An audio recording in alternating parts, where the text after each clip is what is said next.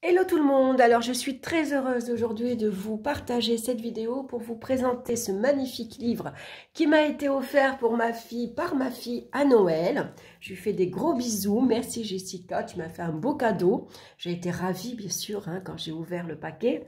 C'est Traité des usages et savoirs de sorcières aux éditions Secret d'Étoiles. On va retrouver à l'intérieur de ce livre des rituels, des célébrations, des sortilèges, des cristaux, des plantes, de la divination et des pratiques magiques. C'est un livre de 520 pages. Je ne sais pas si vous vous représentez, c'est un gros bloc. Il est très lourd, de très belle qualité d'ailleurs. La couverture est magnifiquement illustrée de beaux cartons. Les pages sont d'excellente qualité aussi. C'est un régal de les tourner. Et puis surtout, son contenu est excellent. Donc, c'est plusieurs petits livres réunis en un seul. Vraiment, en un seul, on a tout. Alors, pour ceux qui sont déjà sorcières, ça va être un récapitulatif finalement, mais très précieux à avoir. Et pour ceux qui se lancent dans la magie, franchement, vous allez vous régaler. Vous ne serez pas déçus du tout. Alors, derrière ce livre, je vais vous lire ce qui est écrit. Alors, bien sûr, il est au prix de 39 €. Mais franchement, il est vaut, Voilà, c'est pas du tout de l'argent jeté par les fenêtres. Alors, à vous sorcières et sorciers en devenir ou avertis, dans ce traité de savoirs ancestraux, venez puiser règles magiques, préparation de rituels et de cercles de protection, alphabet runique et géométrie sacrée, art divinatoire. Apprenez la maîtrise des énergies qui vous entourent, mais aussi de celles qui sommeillent en vous, car la magie est partout autour de vous, dans chaque astre, chaque plante, chaque pierre, chaque élément, chaque être vivant. Notre covine de sorcières rassemblée ici, tout son savoir, ses connaissances, ses usages et ses pratiques pour vous guider dans l'exercice subtil et merveilleux de la magie. Alors, je vais essayer de vous présenter le livre en une seule vidéo. Si je vois que ça passe pas, que ça coupe, il y aura une suite, bien sûr, parce que j'ai déjà essayé de le filmer une seule fois, ça n'a pas passé. Donc, on va essayer de voir en fait les grosses lignes, tout en vous montrant quand même quelques trucs, parce que il est tellement chouette qu'on a envie de tout voir. Alors, la couverture, ce qui est bien, c'est qu'ici, vous voyez, on peut comme ça bloquer la page pour savoir où vous en êtes. Donc, il y a 5 chapitres. Le premier, la première partie, les bases de la pratique magique. Deuxième partie, développer son espace de sorcière. Utiliser l'énergie de l'univers. Lire l'avenir, les arts divinatoires. La partie 5, rituels et célébrations. Alors, il est également joliment illustré. Il y a de très belles images, de très belles gravures. Donc, il y a un avant-propos. Autant jadis, les sorcières étaient profondément respectées et appréciées, et leurs paroles étaient écoutées avec la même considération que celles accordées aux sages. Elles disposaient des connaissances permettant d'employer les mystères de notre univers pour venir en aide à toute personne qui faisait appel à elles. Alors, entrez dans notre covine de sorcières gardiennes de la source immémoriale, car c'est ici que débute votre initiation. Donc, vous voyez, on a une jolie gravure. On va avoir un sommaire, donc avec les 5 parties.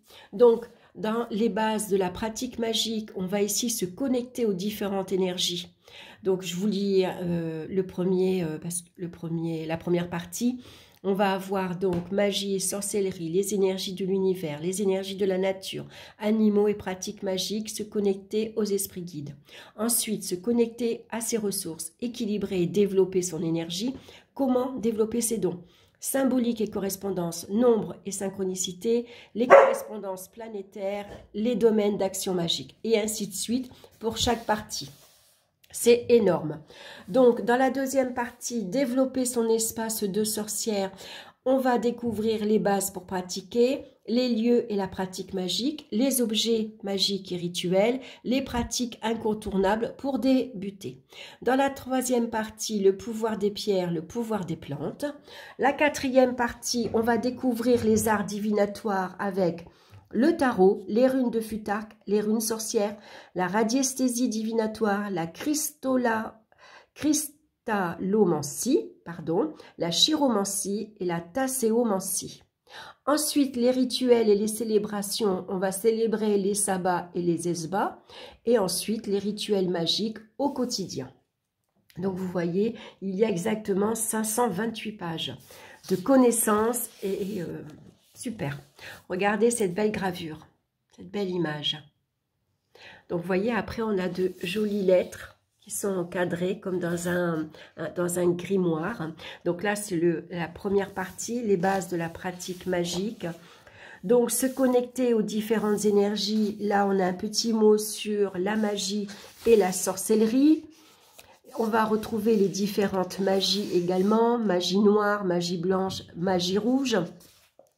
Tout ça vous est expliqué. Tout est question de point de vue entre la magie blanche et la magie noire qui semblent s'opposer et agir selon les notions de bien et de mal.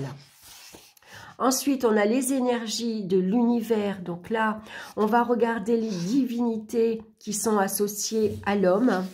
Donc ici, on va retrouver tous les dieux. Alors ici, on a les dieux celtes, on a les dieux nordiques, les dieux gréco-romains, et les dieux égyptiens, les dieux assyro-babyloniens. Ensuite, on a la même chose, les divinités associées à la femme. Donc là, on a la mère universelle. La mère universelle est le principe divin qui symbolise la vie sous tous ses aspects. Donc, on va retrouver toutes les déesses comme Athéna, Hestia, on a Aphrodite, on a Déméter. Ici, on a toutes les divinités lunaires. Donc, vous voyez ici, elles sont toutes énumérées. Ensuite, on va avoir la lune et sa magie. Donc, qu'est-ce que c'est que l'énergie lunaire? La lune, symbole du féminin. Donc, bien sûr, le principe du féminin. On va retrouver ensuite, observer le cycle lunaire. Donc, vous voyez, à chaque fois, il y a de belles gravures. Dans les parties encadrées, c'est des parties, bien sûr, intéressantes. Ici, il nous parle des animaux totems. Là, on va découvrir ici la nouvelle lune. Bien sûr, on va adapter sa pratique aux 4 phases de la lune. Alors ça, c'est super intéressant quand on pratique justement pour savoir quoi faire, à quel quartier, quelle pratique on peut faire quand la lune est descendante et quand la lune est montante. Donc ici, bien sûr, vivre en harmonie avec la lune. Donc, on a la nouvelle lune, le premier croissant, premier quartier, la lune gibbeuse, la pleine lune, la gibbeuse décroissante, le dernier quartier, le dernier croissant. Alors, ce qui est chouette après, c'est qu'on a beaucoup de tableaux. Donc là, on a la lune en signe. Donc, on va retrouver les 12 signes du zodiaque. Les mots-clés, par exemple, si je vous prends le bélier, mots-clés, liberté, indépendance, leadership, le besoin, l'action, challenge, nouveauté. Ici, on a les énergies de la nouvelle lune en signe. Donc, on va avoir par exemple la nouvelle lune ici en bélier, les mots-clés, action, incitation, courage. Les archétypes féminins, c'est la guerrière. Les attributs courageuse, authentique, protectrice. La zone d'ombre, colérique, impulsif, impatiente. Les rituels et reliances, écrire une déclaration de guerrière et le mantra, je protège qui je suis et j'avance avec courage. Et on a ça pour tous les signes. Donc je trouve ça super intéressant, on apprend plein de choses. Ici on a bon à savoir, par exemple, la nouvelle lune intervient chaque mois dans le même signe que celui du soleil. La pleine lune, en revanche, se trouve toujours dans la constellation opposée au signe solaire. Ainsi, une nouvelle lune en bélier verra sa pleine lune dans le signe opposé de la balance. Ça, c'est super intéressant à savoir. Les énergies de la nature, ensuite, on va avoir la roue de la vie. Regardez cette belle étoile. Donc, au nord correspond le temps de l'après et avant-vie, la mort et la gestation. À l'est vient l'enfance. Au sud se situe l'âge adulte. À l'ouest est la vieillesse qui débouche inexorablement sur le nord. Donc là, on va bien sûr découvrir les 4 éléments, l'Est, le Sud, l'Ouest et le Nord. Ensuite, ils vont nous parler de la roue de l'année où on va retrouver Samhain, Yule Imbolc, Ostara, Beltane, Lita, Luganache et Mabon. On a le cycle des saisons toujours ici en tableau. Hein. Donc, la description du printemps, les ressentis, le sabbat, le moment de la journée, les éléments et les couleurs. Vous voyez ici le tableau. Les énergies des jours également. Donc, par exemple, on va prendre le samedi, correspond à la planète Saturne, le signe zodiacal Verseau-Capricorne, la couleur noir, violet, gris, bleu, les intentions, bannissement, ligature, libération, difficulté, deuil, esprit, au-delà des envoûtements. Saturne est la planète des sages, des ascètes et des philosophes, une journée propice au rituel d'introspection ou à la prière. Et on a ça pour les jours de la semaine. La magie des éléments, ensuite avec ce pentacle, hein, avec ici tout en haut l'éther. Donc on va avoir bien sûr à chaque fois un paragraphe sur les éléments, hein, l'air, la terre, le feu, l'eau et l'éther également. Les affinités élémentaires, on retrouve ici à chaque fois éléments et correspondances en forme de tableau. Donc je trouve ça super aussi. Donc par exemple l'élément air ici, on va retrouver le signe zodiaco, direction, élément, moment de la journée, la couleur, l'outil magique, représentation matérielle, la saison, le sabbat, la plante, l'animal, la pierre, l'intention. Voilà, et à chaque fois, c'est en forme de tableau. Moi, je trouve que j'aime bien parce que c'est clair, c'est compréhensif. On va de suite à l'essentiel. Et puis, voilà, c'est une très belle idée. Donc, on va avoir maintenant les élémentaux. Ensuite, on a les animaux et pratiques magiques. Donc là, on commence avec l'araignée, la chauve-souris, on a la chouette, on a le loup. Ensuite, se connecter aux esprits guides. Donc, on a les guides spirituels, hein, les guides humains qui sont décédés, bien sûr. Comment on va rentrer en contact avec eux, comment on va évincer les peurs, élever son champ vibratoire également, rencontrer son guide, une relation équilibrée ici, se connecter à ses ressources, équilibrer et développer son énergie. Donc là, on va aborder les chakras avec cette belle image qu'on retrouve ici. Donc par exemple, le chakra coronal correspond à la spiritualité. Le chakra du plexus solaire correspond ici à votre pouvoir. Comment ressentir l'énergie de vos chakras, ici dans le petit encadré.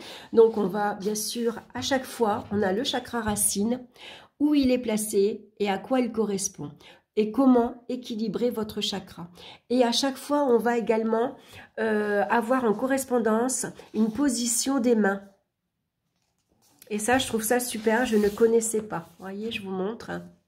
Donc pareil, hein, pour les chakras, vous voyez en bas, on a comment on doit placer, positionner sa main. Donc ensuite, on a l'aura et les corps subtils avec ici une jolie démonstration, une jolie photo. Pourquoi il est important de s'ancrer, bien sûr. Donc là, on va retrouver un tableau avec les chakras et les correspondances. Hein. Donc le chakra racine, on va avoir l'emplacement, propriétés et cristaux associés, polarité positive, polarité négative. Comment développer ces dons? Donc, je ne vous lis pas tout, hein, sinon il n'y a plus de découverte après. Ici, donc, on va regarder avec le pendule. On a ici une échelle de Bovis.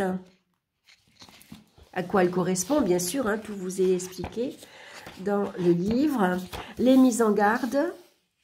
Comment ici, on va découvrir également la médiumité et les différents types de médiumité. Donc, on a une mise en garde par rapport à ça. Ensuite, on a la tenue de sorcière, la tenue du ciel, le vêtement rituel. Avec un patron ici, on vous explique tout simplement comment faire une robe pour votre rituel. Symbolique et correspondance, donc les nombres et les synchronicités. Les messages de l'univers avec les heures miroirs, ça c'est super. Les correspondances planétaires, donc ici on a les heures, les jours, dimanche, lundi, mardi, et on va avoir donc toutes les planètes pour tous les jours en correspondance avec les heures. Regardez cette jolie gravure. Donc on a à chaque fois beaucoup de données, hein, beaucoup de tableaux. Les correspondances avec la Lune. Donc toujours ici, planète et correspondance. Hein. Comme le soleil, vous allez avoir le jour, le signe zodiaco, l'élément, la couleur, la déité, la plante, la pierre, l'animal, l'intention. Les phases de la Lune et ses correspondances également, hein, aussi bien avec les éléments, avec les plantes, les fruits, les pierres, le mantra, le pouvoir de la Lune. Les domaines d'action magique, donc la couleur des éléments, les correspondances par intervention.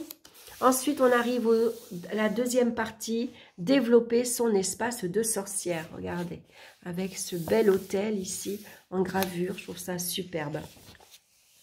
Les bases pour pratiquer, donc règles et recommandations.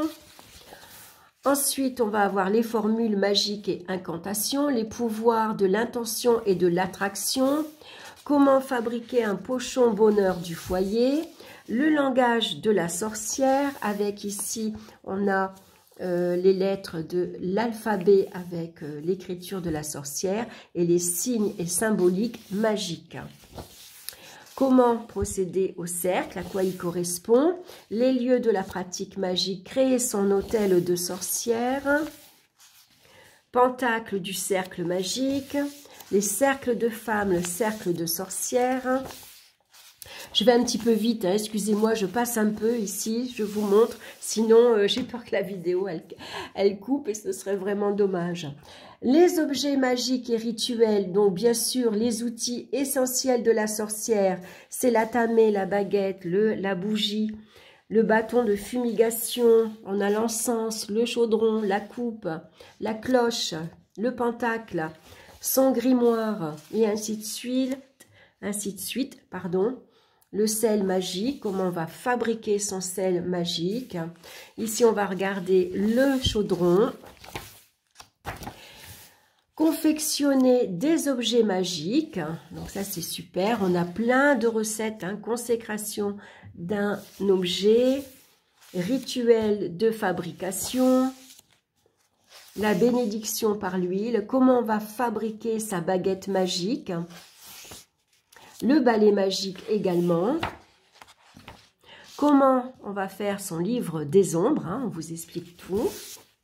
À quoi il correspond également, hein, purifier et recharger ses outils magiques, mettre en place un rituel magique, un bain de purification, trouver son nom magique avec son alphabet, ça c'est super aussi, tout est expliqué. Hein.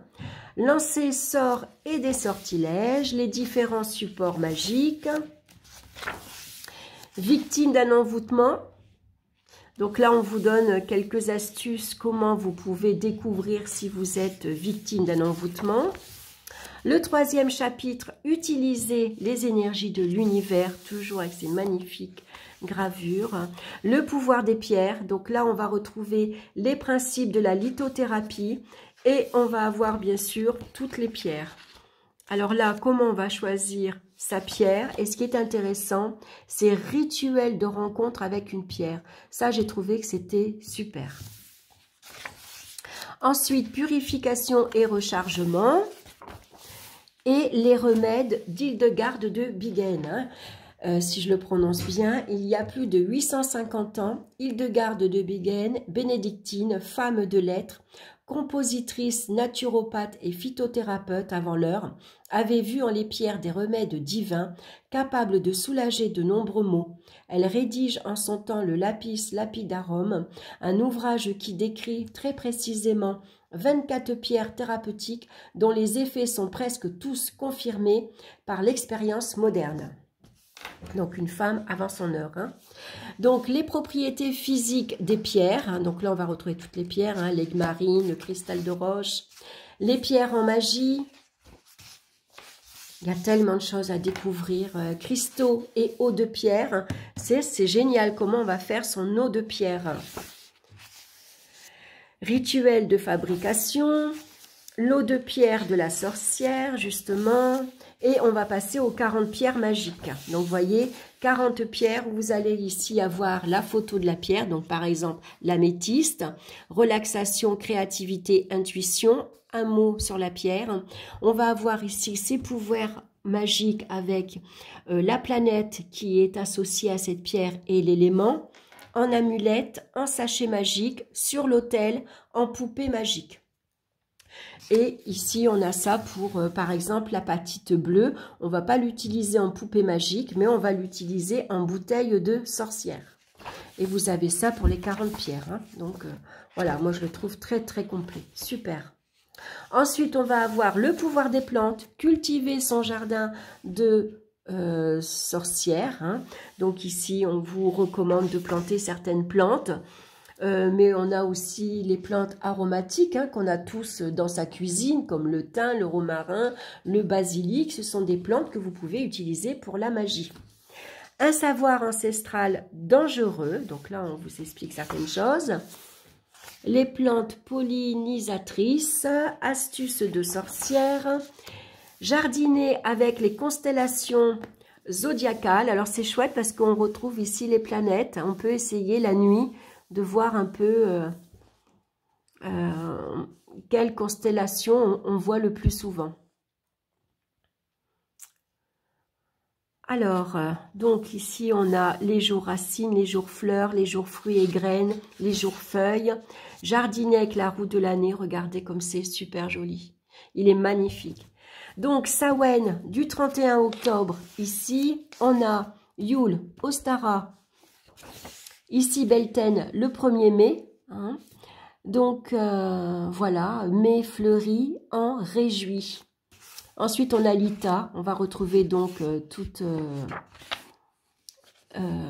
les sabbats. Ensuite, on a magie et abondance au jardin. Les runes que vous allez pouvoir faire, comme par exemple ici, Unrus, représente la force et la santé. Féu, ici, est une rune d'essor, de nouveau départ, de force et de mouvement.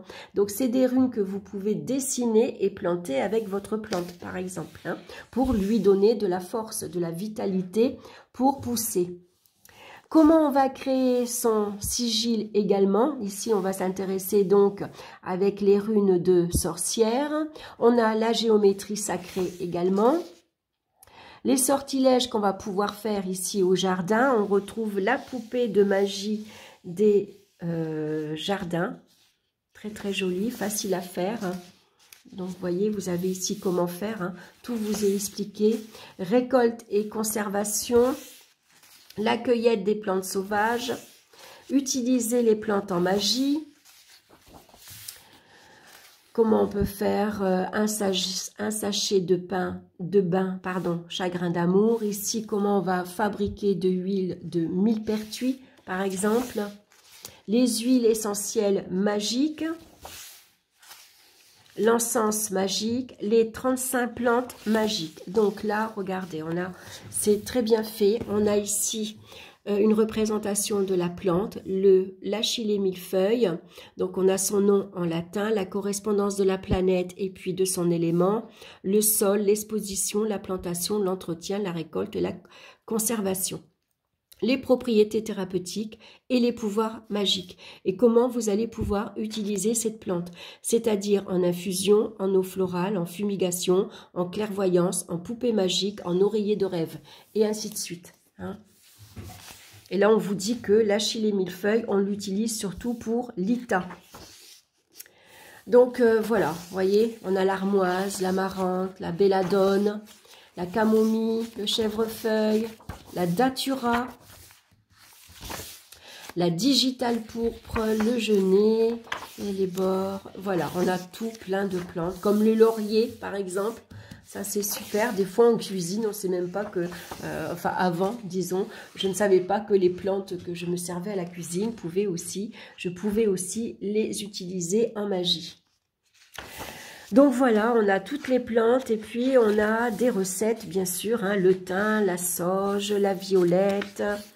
Voilà, donc très très complet, hein. Vous voyez les 3 premiers chapitres déjà, et encore j'ai passé, hein. Je ne peux pas tout vous montrer parce que la vidéo elle durerait 1 heure. Lire l'avenir, les arts divinatoires, donc là bien sûr on va retrouver le tarot. Comment brasser ses cartes, les questions, on a des types de tirages, le tirage en croix, le tirage de l'arc-en-ciel, la signification des cartes, bien sûr, donc le mât avec la signification à l'endroit, à l'envers. Alors, c'est assez succincte, mais pour commencer, c'est pas mal. Ici, on va retrouver donc les arcanes mineurs avec les bâtons, les coupes, toujours en tableau, avec le côté ici à l'endroit et la signification renversée, les deniers et les épées. Avec ici un exemple de tirage, en plus c'est en couleur, donc c'est plus lumineux et la représentation est plus intéressante. Vous voyez, quand on fait un tirage et qu'on mélange les arcanes majeurs et les arcanes mineurs. Les oracles, un art divinatoire ancien. Les bases pour débuter avec les runes Futhark. Donc, comment on va créer ces runes également, hein? D'où viennent les runes? Donc, des types de tirage avec les runes également. Ici, l'origine des runes Futhark. Donc là, vous les avez ici en photo. Vous pouvez les reproduire vous-même. Alors, je vais vous montrer ce que j'ai fait, moi. Que je retrouve... Ah, voilà. Je vais vous montrer.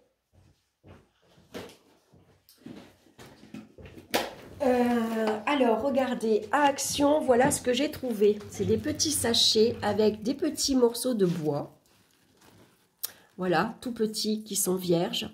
Donc, avec un joli feutre, bien sûr, vous pouvez recopier l'illustration, hein, la lettre, ici, pour fabriquer vos propres runes. Si vous avez un appareil pour de pyrogravure, bien sûr, vous pouvez graver directement votre rune. Donc, j'ai trouvé ça super sympa. Moi, je vais me faire les runes de sorcière. Voilà, donc bien sûr on a la signification des runes, hein. Donc on a la représentation, son nom, la signification dans un tirage entouré de runes négatives. Et on a ça pour toutes les runes. Ensuite on a les correspondances, toujours en forme de tableau. Donc là, on a retrouvé la rune, le nom, le vieux narwhal, la puissance divinité, l'arbre qui est associé à la rune, l'animal, la plante, et ainsi de suite. Et je trouve ça super. Alors là, on va avoir un exemple de tirage. Donc ça, c'est très bien pour bien comprendre comment on va interpréter les runes. Ensuite, on va passer aux runes de sorcière. Donc, toujours pareil, un petit mot, les bases pour débuter. On retrouve donc ici les runes. Donc, vous voyez, moi, je vais les faire avec ça. C'est agréable de faire ses propres runes. Je trouve qu'on y met déjà toute son attention, on y met tout son cœur. Et puis, dans la magie, tout ce qu'on peut faire soi-même, je trouve que ça apporte beaucoup de choses. Ça donne plus de valeur finalement à nos actes. Donc bien sûr la signification des runes sorcières, hein, à quoi elle est associée, à la planète, au signe du zodiaque, à l'élément, sa signification dans un tirage et par rapport à la lune. Hein. Ici on parle de la lune. Donc on a tout ça, je trouve que c'est très très très bien fait. D'où viennent les runes sorcières? Donc ça, c'est intéressant à savoir, bien sûr. Hein. Un exemple de tirage pour bien les interpréter. Ensuite, on va passer au pendule, la radiesthésie divinatoire. Donc, les bases pour débuter. Une fois de plus, la position du bras et de la main. Son sens, s'il tourne à l'endroit ou à l'envers. Le pendule personnalisé, parce que vous pouvez le faire vous-même, bien sûr. Donc ensuite, les baguettes, les exercices, donc l'exercice de l'heure, exercice de l'eau salée, des exercices de recherche d'eau, les différentes pratiques, hein, les cadrans. Donc ça, c'est un cadran que vous pouvez faire vous-même. Hein. Là, on a les 7 planètes. La cristallomancie. Ensuite, on va passer les bases pour débuter. Donc là, il va falloir choisir une boule de cristal. Je ne sais pas s'il parle, je ne me rappelle pas s'il parle du miroir. Je pense pas. L'espace divinatoire. Ensuite, on a lire dans la boule de cristal, quelques exercices avant de se lancer. La consultation, l'interprétation des symboles. Symboles et significations courantes, hein, donc on a les 4 éléments, on a les couleurs, les formes géométriques, les chiffres. Ici, on retrouve les éléments de la nature, les végétaux, les animaux, les bâtiments, et puis divers. Hein, si vous voyez une lunette, par exemple, besoin de clarté, confusion, mélancolie. Si vous voyez une roue, réincarnation, évolution, fortune, mouvement. Ensuite, on passe à la chiromancie. Donc ça, c'est les lignes de la main, hein, les bases, une fois de plus, pour débuter. Hein, tout est super bien expliqué. On retrouve ici les planètes et les signes du zodiaque à l'intérieur de la main. Donc, vous voyez, on sait que l'index correspond à l'élément eau. Hein. Décrypter les lignes et les monts. Donc ça, c'est pour apprendre les lignes de la main. Vous voyez, vous avez plusieurs dessins, donc comme ça on comprend bien. Je trouve ça super. La tasséomancie maintenant. Donc là, c'est la divination avec le café ou avec le thé, hein, tout simplement. Vous voyez, quand suivant le fond qui vous reste au fond du bol ou de la tasse, on va regarder si ça représente une lune, si il vous reste un peu de café et que ça représente une tache ou des fois un animal ou une pierre. Voilà, comme là, vous voyez au milieu, on voit que c'est un oiseau. Rituels et célébrations. Regardez ces belles images.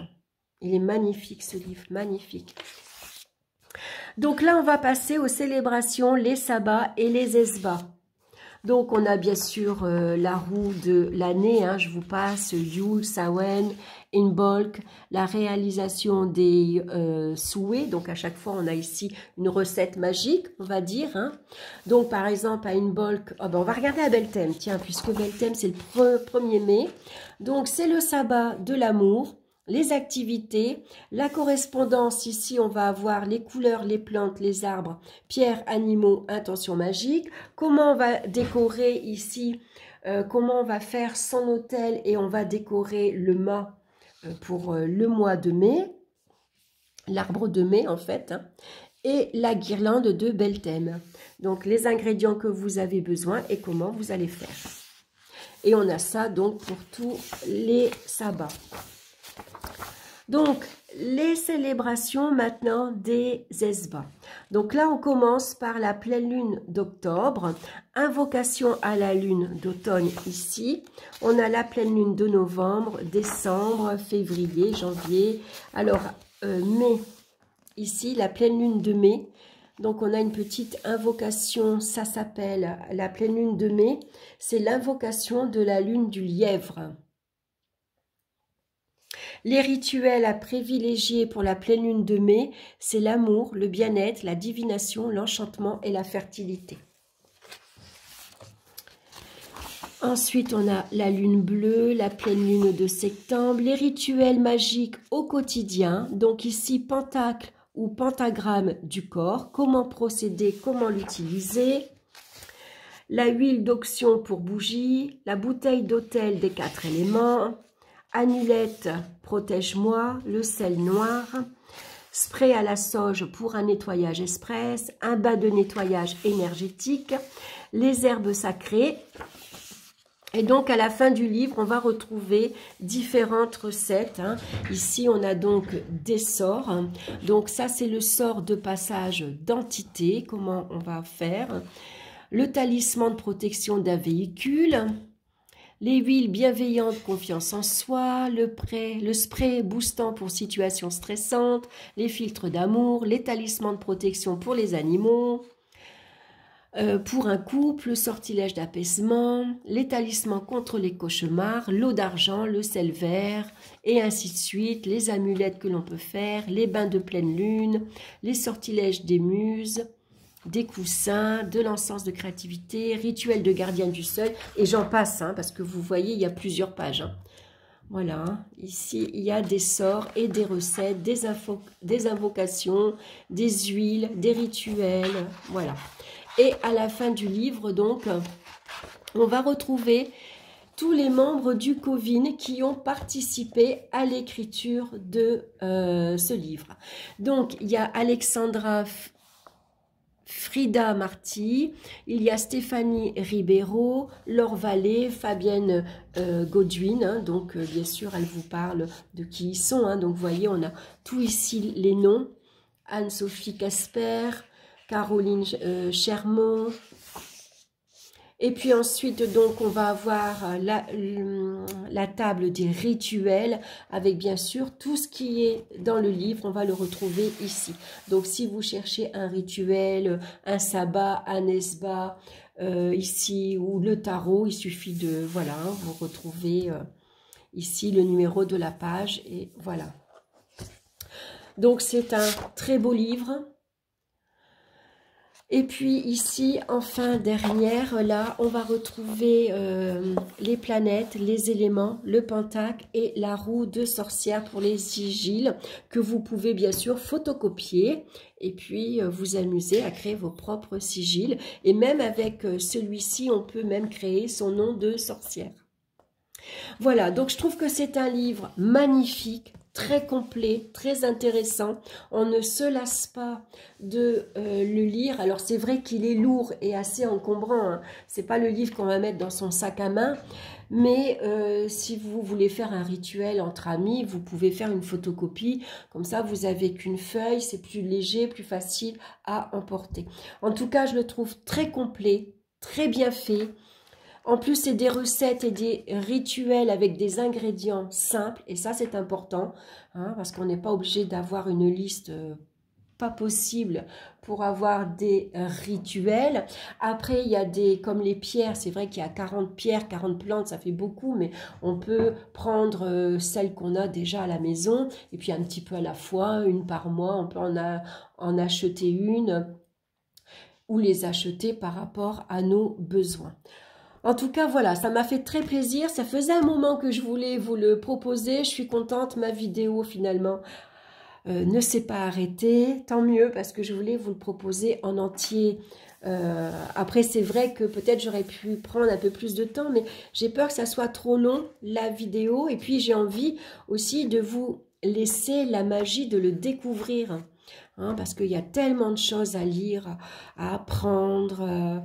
Voilà, super. Super, super. En tout cas, ça a été un très beau cadeau. Je suis ravie et j'espère qu'on vous l'offrira aussi parce que c'est vraiment un magnifique livre, très intéressant. Voilà, ça m'a fait plaisir en tout cas. Je vous embrasse. N'hésitez pas à liker, à partager, à me laisser vos commentaires. Dites-moi si ce livre vous fait envie. Est-ce que vous l'avez et est-ce que vous travaillez avec?